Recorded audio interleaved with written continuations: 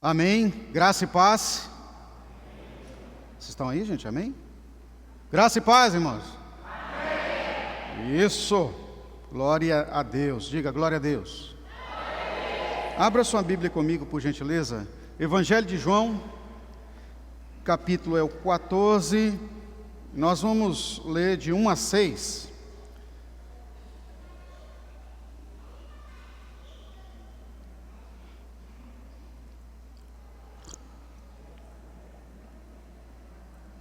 Para ajudar também, estaremos dispondo na tela o texto.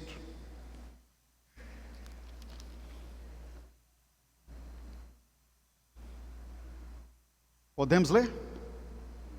Diz assim: Não se turbe o vosso coração, crede em Deus, crede também em mim. Na casa de meu pai há muitas moradas.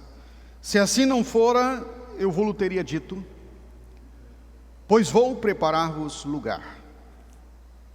Depois que eu for e vos preparar lugar, voltarei e tomar-vos-ei para mim mesmo, para que onde eu estou, estejais vós também.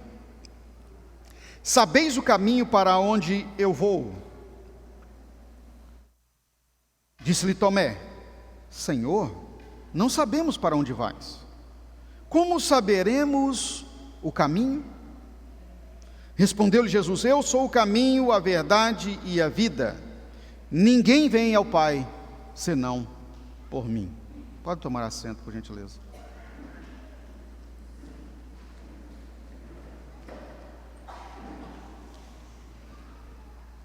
Eu gostaria que você, por gentileza, colocasse a mão assim à altura do seu peito antes de ministrarmos a palavra.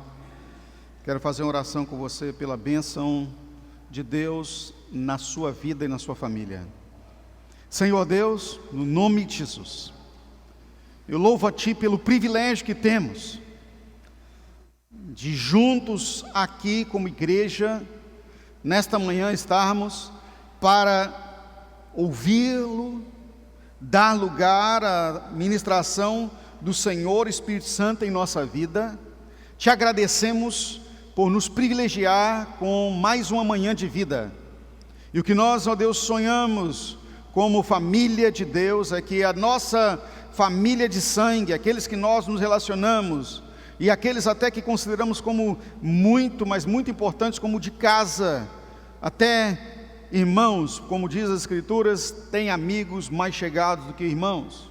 Família, Senhor, que eles venham a Te conhecer, experimentar, viver em subordinação ao Senhor, na bênção, nas beneficências, benevolências que o Senhor dispensou ao seu amigo, aquele que era segundo o seu coração, Davi, a nós e a nossa família.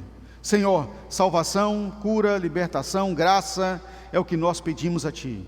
E nos ajude a demonstrar a vida de Deus na nossa vida àqueles que nos cercam. Quem crê diz amém. A mensagem que quero compartilhar com você tem sobre o tema: seu lugar não é aqui. Repita comigo: meu lugar não é aqui. Não sei se você entendeu essa frase. Mais uma vez: o meu lugar não é aqui. Eu não estou falando a respeito do templo, aqui, o templo. Estou falando acerca deste mundo.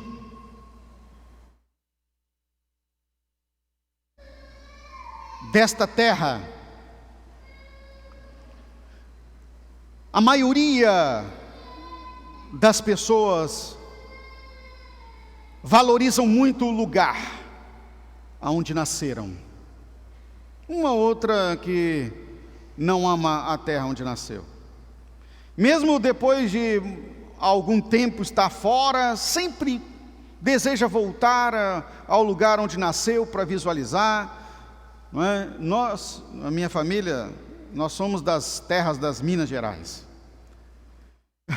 Eu me lembro que logo que comprei um carro, né? A minha mãe ficava falando: ah, Robson, um dia você me leva lá onde eu morei. Eu não sei o nome do lugar, mas até hoje, eu acho que ela já passou lá algumas vezes, mas toda vez que quer ir para o lado das Minas Gerais, quer voltar lá. E eu acabei herdando isso da minha mãe. Eu nasci na cidade de João Monlevade, uma cidade pequena, próximo a Belo Horizonte. Não tive uma vivência muito longa por lá. Quando eu estava fazendo 6 anos de idade, 6 anos, né? Nós viemos para o estado do Espírito Santo, e eu voltei para as Minas Gerais, agora para morar em Belo Horizonte, quando eu tinha 18 anos, e fiquei lá até os 22. Então, João Monlevade não faz muita diferença para mim, porque uma criança de 0 a 5 anos não lembra de muita coisa, mas eu me lembro, interessante, de várias coisas da terra, do lugar onde eu nasci, das casas onde eu morei. E uma coisa que eu fiz quando tive a oportunidade foi levar minha filha lá para mostrar. E qual a decepção, cheguei lá, que lugarzinho mais feio, né? Nos meus sonhos, na minha memória infantil, era um negócio de doido, parecia Alice nos Países das Maravilhas, né? Mas lá o rio já não era mais aquele rio que dava para o fundo da minha casa, que era onde as pessoas passavam navegando com aqueles barcos compridos, ainda com, nem remo não, era com aquelas varas que colocavam no fundo do rio, levando. Eu tinha essa visão, um pé de abacate, os pés de manga cheios de periquitos e passarinhos, que parecia um paraíso. Nem a casa não existia mais, e o rio estava seco, era só pedra no fundo do rio, acabou o rio. As nossas percepções, os nossos sonhos infantis, a trajetória de nossa história marca os lugares como importantes em nossa história. A questão toda, queridos, é que quando se trata da nossa vida espiritual, quando se trata do nosso relacionamento com Deus, o nosso lugar não é natural, ele é sobrenatural. E no sobrenatural, quando o Espírito Santo de Deus realmente habita em nós, há um mover divino em nosso interior que nos traz uma grande saudade do céu, embora a nossa mente carnal e a nossa vida humana, no natural, não mostra isso, mas o Espírito Santo arde em nós por este relacionamento profundo com o celestial. Por isso que o apóstolo Paulo nos adverte como filhos de Deus: pensai nas coisas que são do alto, não nas que são da terra. E aí, quando eu estava imaginando essa palavra para trazer a vocês, e pensando nessa palavra do apóstolo Paulo, que nós devemos pensar nas coisas do alto, ele fala isso lá na carta à igreja de Filipos, e não nas que são da terra. Eu fiquei pensando, mas como vamos pensar nas coisas que são do alto, se nós nunca tivemos lá? Engano nosso. Na verdade, toda a vida emana de Deus, e do Senhor e para lá vai voltar. João 14,6, nós acabamos de ler agora, diz: eu sou o caminho, a verdade e a vida. A nossa origem é divina, foi no sopro de Deus, na narina da sua obra-prima da criação, é que a alma se tornou vivente. E mais um detalhezinho que o Espírito Santo me trouxe, é que quando fala de pensamento espiritual, e aqui eu quero chamar a sua atenção para a questão de onde é que os pensamentos residem. Onde os pensamentos residem, gente? Quem pode me responder aí? Fala comigo, na cabeça. Todo mundo, na cabeça. Mais uma vez. Quem é o cabeça quando se trata das coisas espirituais? Jesus. Fala bem alto: Jesus. Quando Paulo está ministrando à igreja e nos instando a pensar nas coisas que são do alto e não nas que são da terra, não é uma forçada interpretativa, mas é a mente de Deus que está nos dirigindo. É pensar alinhado com o próprio Senhor. É no pensamento das coisas do alto, das coisas benéficas, do bem, que o Espírito Santo frutifica em nós, como diz Gálatas 5:22, do fruto do Espírito, a benignidade, a bondade, é estarmos envoltos no fazer, no realizar, no planejar, no sonhar as benéficas do reino de Deus. Por isso, claramente temos que entender que o nosso lugar não é aqui. Se nós somos mesmo os filhos de Deus, o que Jesus trata no verso 2, na casa de meu pai, repita comigo, na casa de meu pai, é o nosso lugar. Porque ele fala aqui, olha, na casa do meu pai tem muitas moradas, eu vou lá preparar lugar, não é para mim nem para os anjos só não, é para vocês, para nós estarmos juntos para sempre. A nossa casa é no alto, é no reino de Deus.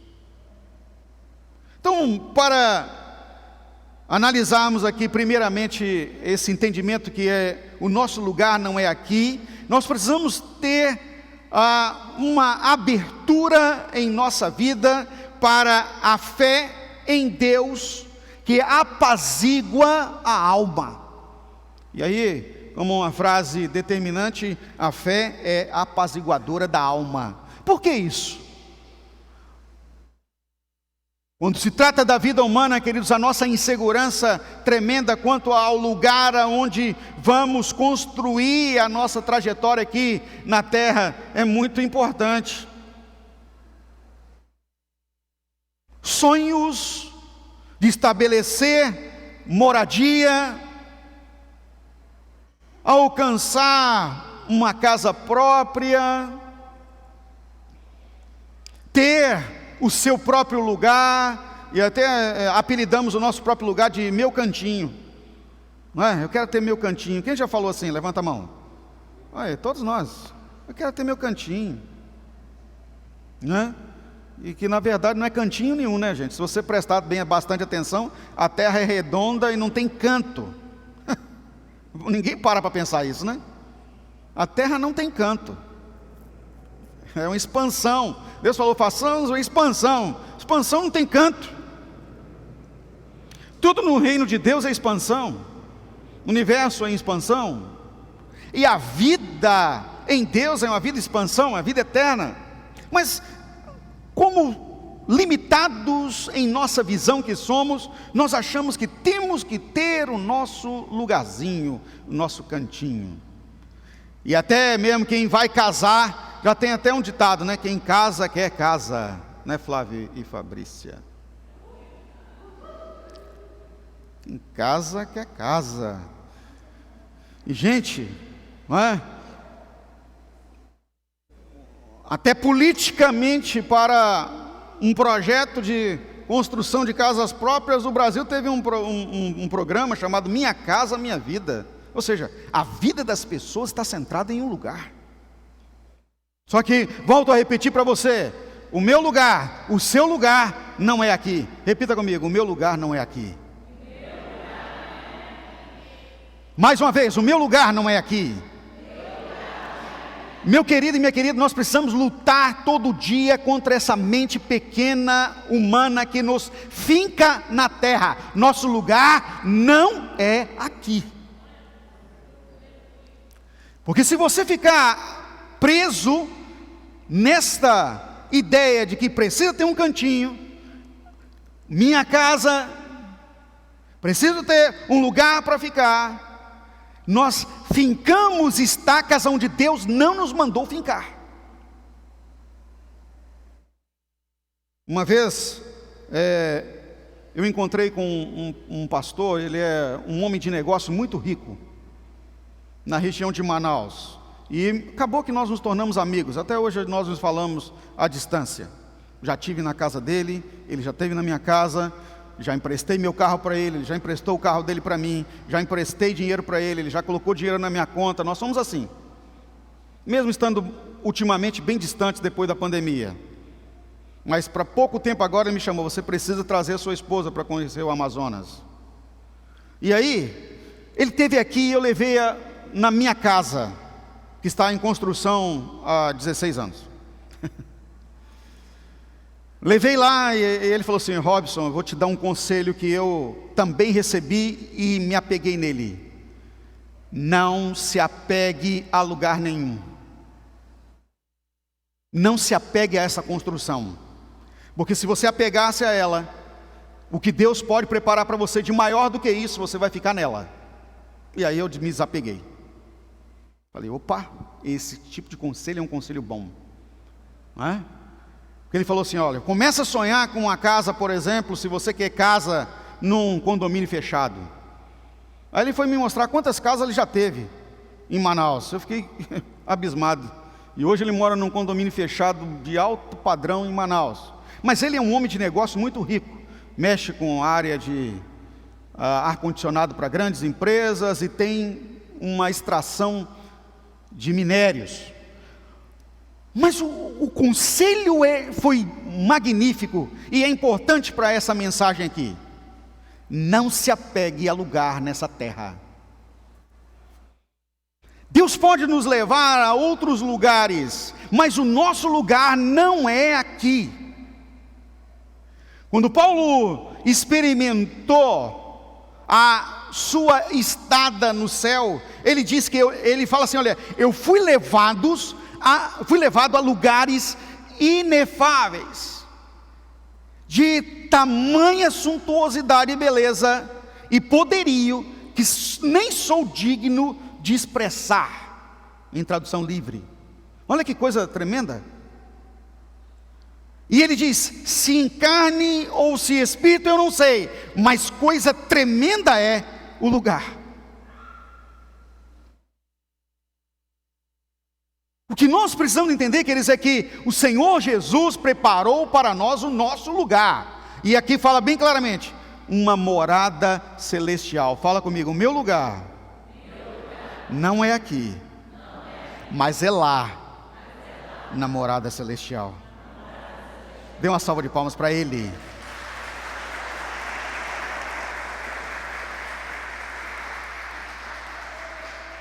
Quando fincamos a nossa estaca nessa fé de que a nossa morada é no lugar onde Jesus já preparou e aonde Ele está, nós temos uma paz de alma.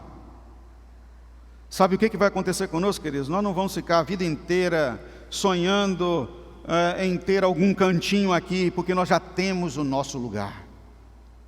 Aqui eu faço a obra de Deus.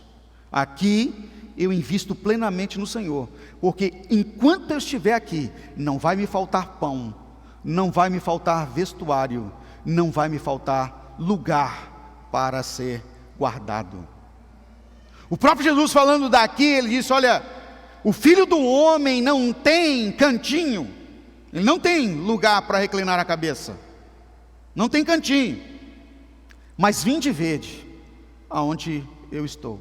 E Jesus pegou a Pedro, a André e a Natanael e levou eles no lugar onde ele morava. Vinde ver de lugar onde eu estou. Sabe, queridos, nenhum de nós é abandonado pelo cuidado de Deus enquanto aqui estivermos. Essa paz na alma, essa garantia de que há um cuidado especial de Deus para cada um de nós. Se você mora numa casa alugada ou num apartamento alugado, é porque Deus está te dando condição para pagar, saúde para trabalhar. E sabe de uma coisa? Quando for a hora certa, quando for o momento correto, e quando você visualizar que seu lugar não é aqui, e se entregar na mão de Deus, se for a critério dele, há uma porta aberta para você avançar e conquistar o que Ele tem para você. Não vai faltar, pois há uma promessa a nosso respeito: nunca se viu um justo passar necessidade, nem a sua descendência a mendigar o pão. O Filho de Deus, que entende que seu lugar não é aqui, não é irresponsável. não é negligente, ele é um trabalhador, um empreendedor, um visionário do céu agindo na terra. E aí o negócio é tremendo. O visionário do céu agindo na terra é que reconhece e sabe que para seu Deus não tem limites. Tudo é possível ao que crê. Aleluia. Então, enquanto nós vivemos inteiramente e plenamente para o Senhor,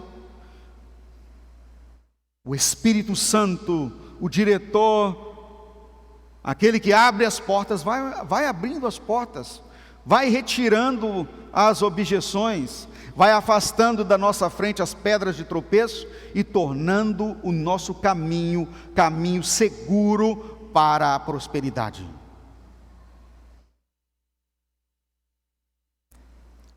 Enquanto estamos nesse trilho, precisamos ter ciência que a morada, que é a nossa morada, é a morada celestial. Os versos 3 e 4 que nós acabamos de ler: e quando eu for, disse Jesus, e vos preparar lugar, virei outra vez e vos levarei para mim mesmo, para que onde eu estou, vocês estejam também. Mesmo vós sabeis para onde vou e conheceis o caminho. Jesus não fez uma assertiva de interrogação, ele não fez uma assertiva de dúvida, ele disse: para onde eu vou, vocês conhecem o caminho e sabem onde é. A fé é determinante para isso. A morada celestial, queridos, é a nossa morada, é nossa. Deus te deu. Diga à pessoa que está próxima a você assim, ó: a morada celestial é sua.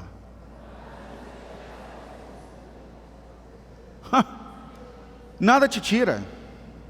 Não tem hipoteca, não tem financiamento, não tem contrato.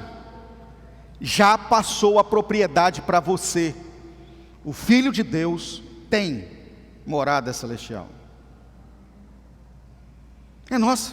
Agora, que afirmação poderosa é essa de Jesus? Mesmo vós sabeis para onde vou e conheceis o caminho. Verso 4, vocês sabem. Eu pergunto aqui para você nessa manhã, a morada é celestial?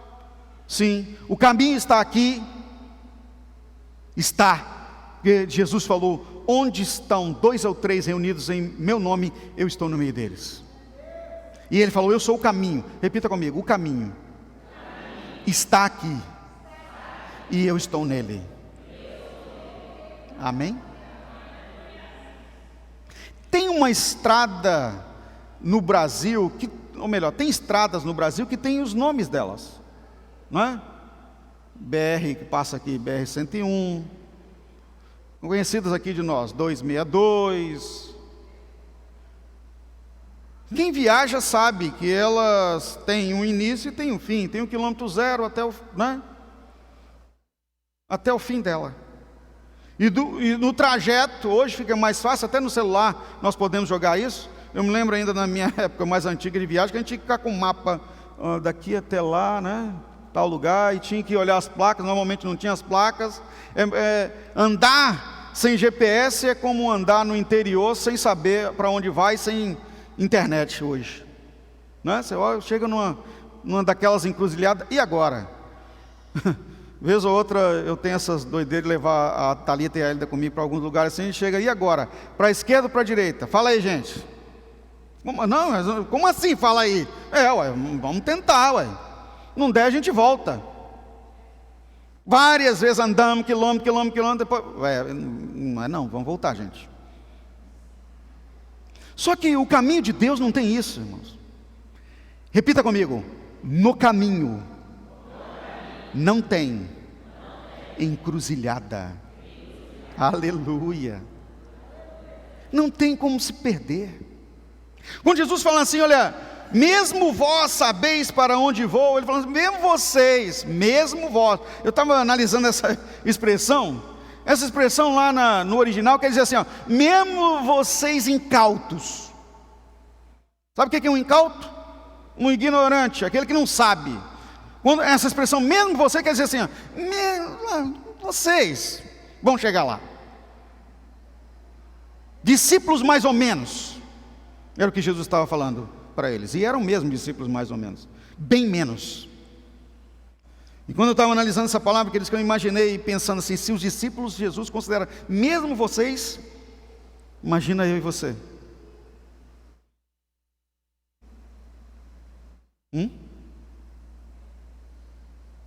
Mesmo vocês sabem o caminho. Sabe por quê, queridos, que nós sabemos o caminho? Porque o caminho está apresentado a nós, e ele é Jesus. Não tem encruzilhada. A encruzilhada que existiu no caminho, Jesus já a suplantou. A cruz já passou. Para mim e para você não existe mais cruz. Para nós não existe mais a possibilidade de estar pregado nela, pois Jesus já venceu a cruz. O escrito de dívida que era a nossa encruzilhada já foi anulado. Nós temos o caminho direto até a morada celestial. Não tem encruzilhada. A fé apazigua a alma. A determinação da morada já é garantida. O caminho está aqui. Agora vem a pergunta do Espírito Santo: você conhece o caminho?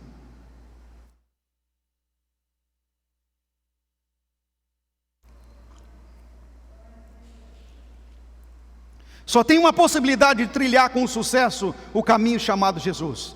Chama-se relacionamento com Ele. Preciso me relacionar com Ele. Mais uma vez, volta a expressão, mesmo vós sabeis o caminho, e eu me imagino com Jesus como um guia, um senhor mais experimentado, um homem formado, e eu uma criança, que para avançar a algum lugar nós precisamos de dar as mãos e caminhar. Precisamos ter ajuda. Me lembro quando eu era criança, já falei isso aqui algumas vezes, né? Eu via o meu pai com um homem muito alto, né? Assim. E uma vez nós fomos, criança, né? Tudo é maior. Hoje meu pai é mais baixo que eu. Mas eu me lembro que quando entramos numa casa, essa mesma casa lá de João Molevade, na cidade de Rio, Piracicaba, primeira vez eu me lembro quando fomos lá para morar lá, não sei se era a minha lembrança de primeira vez, né? Lugar escuro, entramos naquela casa e eu fui, né, querendo entrar logo, meu pai me segurou e eu entrei com as mãos assim, ó, ele me segurando nas minhas mãos assim, e eu fui entrando para mostrar a casa. Que segurança me passou, medo nenhum, estava seguro na mão do meu pai, né? Meu herói. Repita comigo: meu Deus é o meu herói. Levante suas mãos assim, ó. É assim que Ele vai nos levar para a morada celestial, queridos. Ele vai nos levando. Aleluia.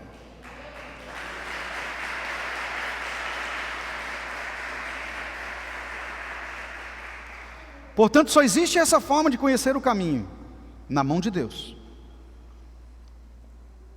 No livro do profeta Isaías, a palavra de Deus fala assim: eis que eu te tomo pela mão direita e te digo, meu filho, eu te ajudo. Aleluia. E Ele vai nos guiando.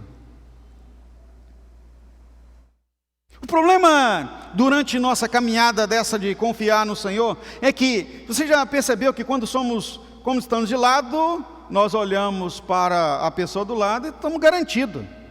Só que quando você segura aqui, você não vê quem está te guiando. Mais uma vez, levante sua mão assim. Repita comigo: é assim que Deus me guia. Agora, mantenha assim um pouquinho que eu vou te falar uma coisa. Você não está vendo quem está te guiando, mas Ele está aí. Como é que nós temos certeza? Sentimos as mãos nas nossas mãos. A questão toda aqui É a questão do sentimento da presença. Vai te tocar, vai sentir, você vai sentir esbarrando em você, vai sentir o perfume do Senhor, vai sentir a sua voz, ouvir a sua voz, vai perceber a presença, mas não vai ver. Isso é fé.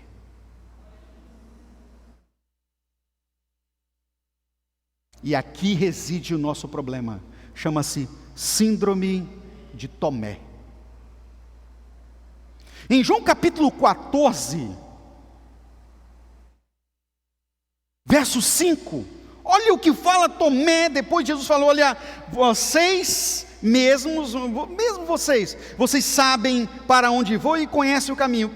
Olha o que Tomé disse, verso 5, Senhor, nós não sabemos para onde vais, e como poderemos saber o caminho? A síndrome de Tomé é contrapor o que Deus está falando. Deus está dizendo para você, eu estou com você, eu não te abandono, eu cuido da sua vida, na minha presença tudo vai bem, como ele disse para Abraão, anda na minha presença, ser perfeito, porque eu vou fazer de você como a areia da praia do mar, incontáveis como as estrelas do céu. A Bíblia fala que Abraão creu na promessa. Quando foi dito a ele, olha Abraão, você vai ter um filho, quando ele tinha 100 anos de idade, a Bíblia diz que ele creu na promessa, o livro dos Hebreus diz, e isso lhe foi imputado como uma justiça, e por isso mesmo foi conhecido como amigo de Deus. Já Tomé, Jesus estava dizendo para eles, mesmo vocês, pequenos como são, discípulos, sabem o caminho e sabem para onde eu vou, eles não sabemos.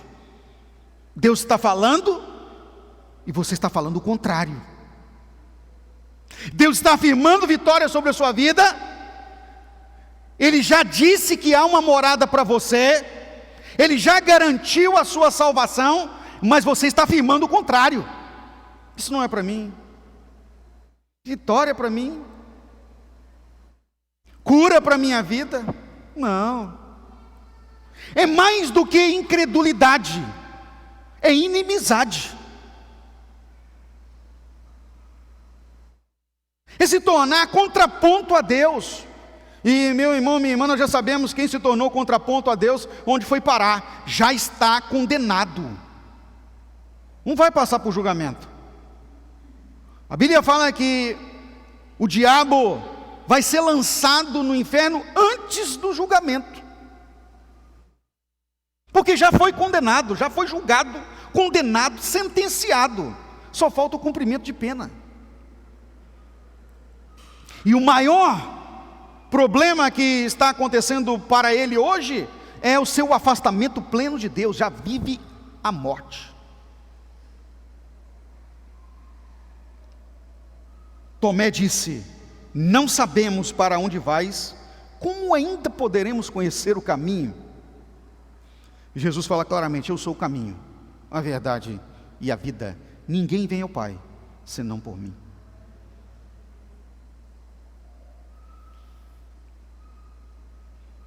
A síndrome de Tomé não é a incredulidade, é se tornar contraponto a Deus, é se alinhar ao império das trevas. Não precisa nem estar possesso por demônios e nem adorar demônios, é só contrapor a palavra de Deus. Veja que se o Senhor disse, vai acontecer. Repita comigo, se Deus diz, está dito. Aleluia! E Deus diz, tem salvação para a sua vida. Diga amém. Tem prosperidade a você. Amém.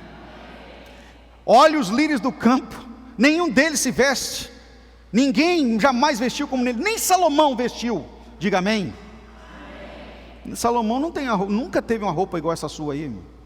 Alinha seu corpo, ó, não machuca a sua pele, mesmo ele vestindo de seda e de linho puro, não era igual, nem perto do que você veste.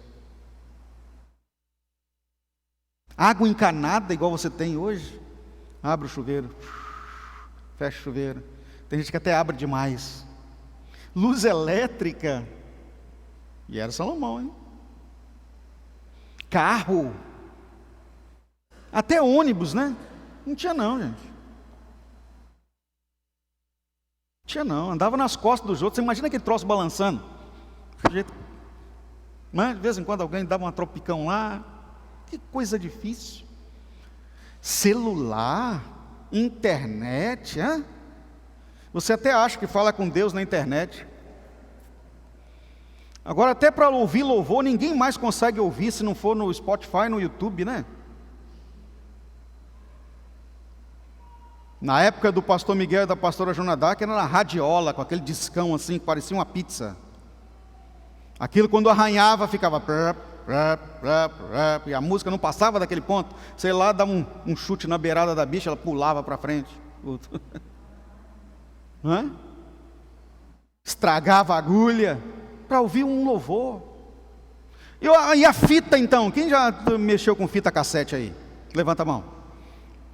Embolou já a sua fita no gravador, que você estava ouvindo um louvor?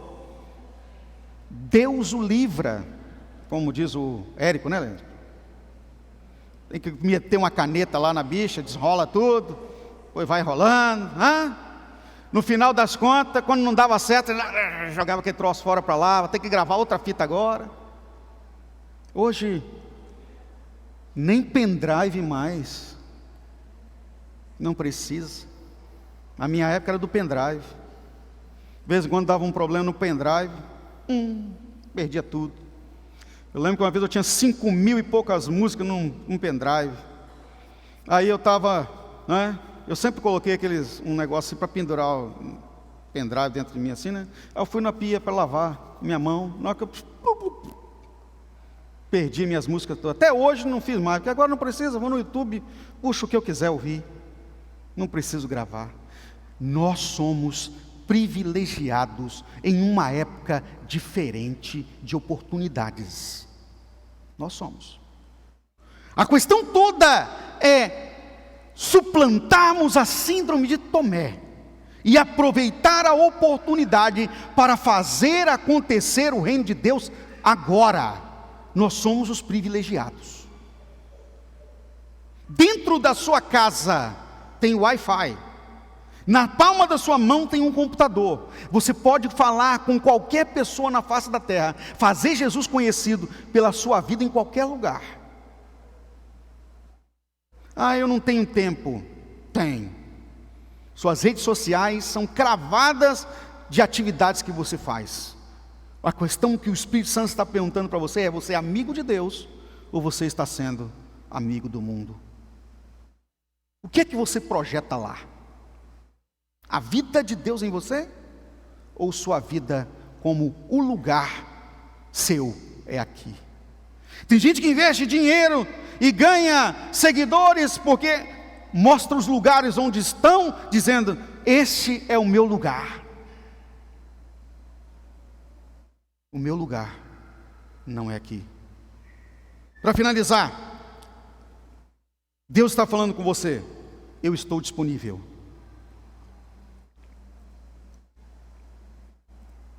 O caminho está disponível para você. Ouça a voz do Espírito Santo dizendo: eu estou disponível para você. Repita comigo: Deus está disponível para mim.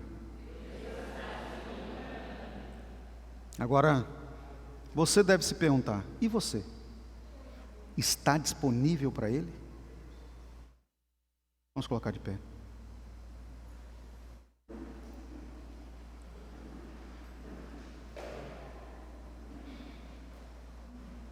Que bom que você veio aqui essa manhã. Curva sua cabeça, por gentileza.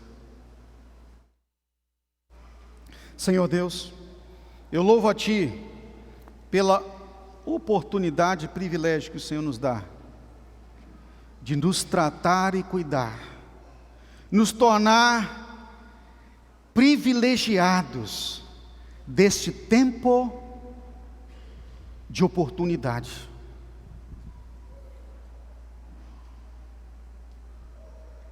Não nos deixe, Senhor, cair no engano de dizer que não temos tempo, porque o nosso lugar não é aqui. O tempo não nos dirige, nós somos da eternidade. Obrigado, Senhor, por falar conosco. Continua a nos inspirar, ó Deus, a uma vida de comprometimento com a Tua causa. No nome de Jesus. Sabe, olha para mim, o Espírito Santo está dizendo a você nessa manhã: eu espero mais da sua vida, porque você não é daí, você é daqui. Diante desse desafio do Espírito Santo, nós vamos louvar o Senhor, porque Ele espera mais de você. E Ele falando a você agora: tem coisas que você precisa se acertar. Enquanto estivermos orando, ou melhor, louvando, você pode vir aqui à frente para a gente orar por você.